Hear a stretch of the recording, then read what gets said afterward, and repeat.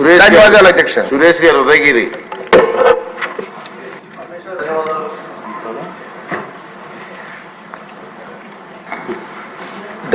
ధన్యవాదాలు అధ్యక్ష.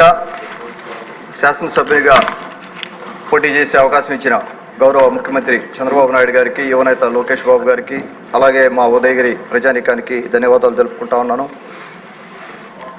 అధ్యక్ష, ఉదయగిరి నియోజకవర్గం 8 మండలాలు, దాదాపుగా 80,000 కుటుంబాలు ఉన్నాయి. మాకు 2 సిహెచ్సి సెంటర్స్ ఉన్నాయి. వాటిలో సరిగా డాక్టర్స్ లేరు, జనరల్ ఫిజిషియన్ లేరు, ఫిమేల్ గైనిక్ లేరు. ఉదయగిరి హాస్పిటల్లో 50 బెడెడ్ హాస్పిటల్ అది. అలాగే ఈఎన్టీ లేరు, పీడియాట్రిషియన్ లేరు.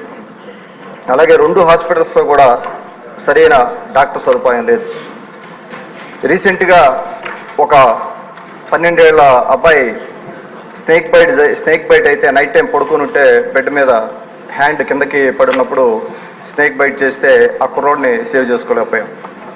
ఎమర్జెన్సీ వ్యవస్థ లేదు, సరైన ఎక్విప్మెంట్ లేదు. సో వీటన్నిటినీ ఒక షార్ట్ డిస్కషన్ పెట్టాల్సిన అవసరం ఉంది అధ్యక్ష.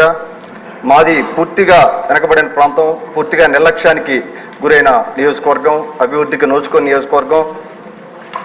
విపరీతంగా కిడ్నీ పేషెంట్లు ఉన్నారు. దాదాపుగా 7 మండలాలు ఫ్లోరైడ్ బెల్ట్ ఉన్నందువల్ల కిడ్నీ పేషెంట్లు పెరిగిపోయి ఉన్నారు. డయాలసిస్ సెంటర్స్ లేవు. జియోగ్రఫికల్గా పెద్ద నియోజకవర్గం అయినందువల్ల పక్క నెల్లూరుకి వెళ్ళాలన్నా, లేకపోతే పక్కన ఎక్కడ డయాలసిస్ సెంటర్ వెళ్ళాలన్నా కూడా 50-60 కిలోమీటర్లు ట్రావెల్ చేసి డయాలసిస్ చేయించుకొని రావాల్సిన పరిస్థితి. రోడ్ల పరిస్థితి అధ్వానంగా ఉంది. సో మాకు 2 డయాలసిస్ సెంటర్లు గౌరవ మంత్రివర్యులకి మనవి చేసుకుంటా ఉన్నాను. 2 డయాలసిస్ సెంటర్లు ఆల్రెడీ ఎస్టిమేషన్ అయిపోయి ఉంది వింజమూరు, ఉదయగిరి సిహెచ్సిల్లో. దయచేసి వాటికి మీరు ఒకసారి ఆలోచన చేయమని మీ ద్వారా మనవి చేసుకుంటా ఉన్నాను. అలాగే ప్రివెంటివ్ హెల్త్ కేర్ లేదు అధ్యక్ష. ఉదయగిరి నియోజకవర్గంలో మరి ఇతర నియోజకవర్గాల్లో కూడా అదే పరిస్థితి. ఎప్పుడైతే మనం ప్రివెంటివ్ హెల్త్ కేర్ మెకానిజం పెంచగలమో అప్పుడే మనం ప్రతి ఫ్యామిలీకి కూడా హెల్త్ కేర్ కాస్ట్ తగ్గించి ఫైనాన్షియల్గా వాళ్ళని ఆదుకున్న వాళ్ళం అవుతాం. హెల్త్ కేర్ కాస్ట్ పెరిగినప్పుడు ఎన్నో ఫ్యామిలీలు మా ఉదయగిరి నియోజకవర్గంలో నాశనం అయిపోయి ఉన్నాయి. కొన్ని వేల కుటుంబాలు. ముందు చాలామందికి బ్లడ్ ప్రెషర్ టెస్ట్ చేయించుకోవడం కూడా తెలియదు, బీపీ మిషన్ చూడని కుటుంబాలు కొన్ని వేల మంది ఉన్నాయి.